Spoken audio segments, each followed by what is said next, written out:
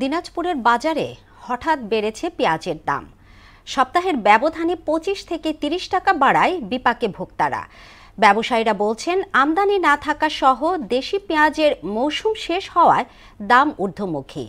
তবে অসাধু ব্যবসায়ীরা যাতে দাম বাড়াতে না পারে সেজন্য নিয়মিত মনিটরিংয়ের কথা জানালেন ভোক্তা অধিকার সংরক্ষণ।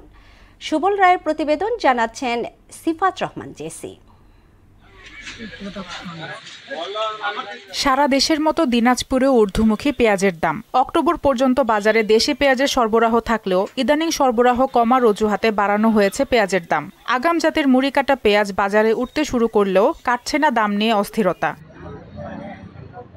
ব্যবসায়ীরা জানান, আমদানি না থাকায় পেঁয়াজের দাম বাড়তি। আকার ও মান ভেদে দেশি পেঁয়াজ ৯০ থেকে ১০০ টাকা দরে বিক্রি হচ্ছে। ২-৩ দিন আগে ১১০ টাকা ছিল, পাইকারি ১০৫ টাকা আমরা কিনতেছিলাম। বাজার আপ ডাউন। কদিন আগে ছিল ১০০ টাকা পাইকারি, ১১০ টাকা পর্যন্ত বেচছি, ১০০ টাকাও বেচছি। আমদানি যখন হলো না তখন পেঁয়াজ হলো ৯৫ ১০০ টাকা কেজি। তবে কেজিতে ২৫ থেকে ৩০ টাকা দাম বাড়ায় চরম অসন্তোষ কাজ করছে খুচরা ব্যবসায়ী এবং ক্রেতাদের মাঝে।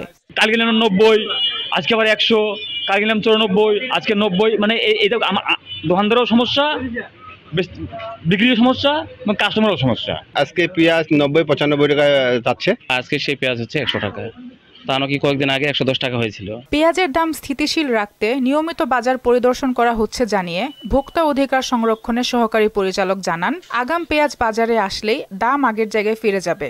আমাদের এই মনিটরিং অব্যাহত থাকবে। যদি কোনো অসাধু ব্যবসায়ী অসাধু উপায়ে বেশি মুনাফা অর্জন করতে চায়, সেখানে কিন্তু ভোক্তা অধিকার সংরক্ষণ অধিদপ্তর ব্যবস্থা গ্রহণ করবে। আগামী ১০ থেকে ১৫ দিনের মধ্যেই কিন্তু মুড়ি কাটা পেঁয়াজটা আরও অ্যাভেলেবেল হবে, তখন কিন্তু পেঁয়াজের দাম আরও কমে যাবে।